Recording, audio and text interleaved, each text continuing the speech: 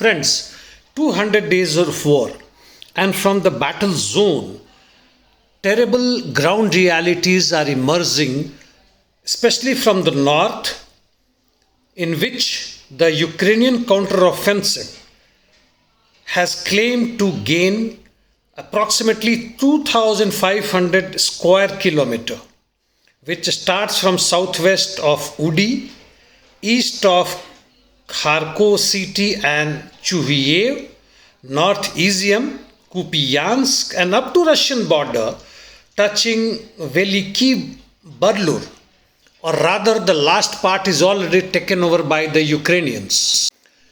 Russian Ministry of Defense in its statement said that it asked its troops to withdraw from Kupyansk and other vast territories of Kharkiv in order to regroup and strengthen its forces in East Ukraine is unworthy of any excuse for its failure or rather defeat in Kharkiv.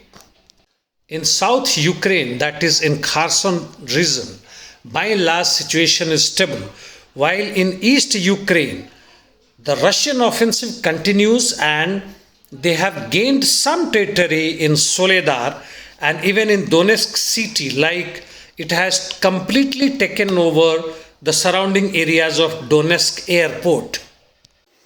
In Ugledar and Zaporizhia, the Ukrainian forces are reportedly concentrating forces and amassing arms and ammunitions, probably to continue or rather start a new counteroffensive.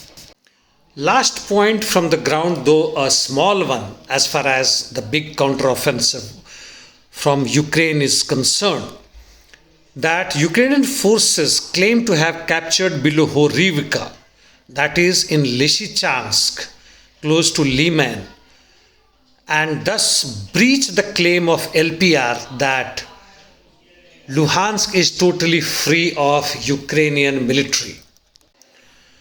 Ramzan Kadyrov, in a statement, has criticized the general staff of Russian military, and which is in sync with those millions of people around the globe who are anti-US imperialism and NATO, has said that he is deeply anguished, but his another 10,000 fighters are ready to move to the front and they will retake the territories lost and even move towards Odisha.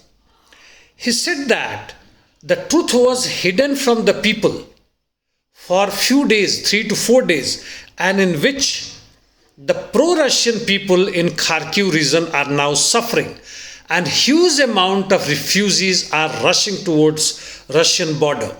He further said that mistakes were done, hopefully lessons will be learned. On 200 days of war, when Russia faces military debacle, may be temporary as it has seen such debacles many from the Soviet era, albeit Russia is not a socialist country anymore. Why it is not carrying out strategic bombing, destroying Ukrainian supply logistic line in depth in western and central Ukraine? Why China not helping Russia with military hardware, weapons, arms and ammunitions openly, albeit its growth of its finance capital will be hampered because of US anguish and anger? Will Russian army return to its phase 1 special military operation, of course altered one, by carrying out offensive in Sumy and moving towards Kiev?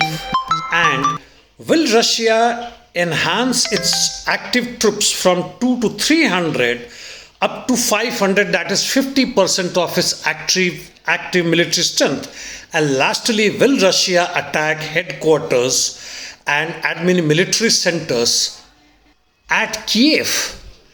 To counter Pentagon is not simple. Thank you, friends. See you tomorrow.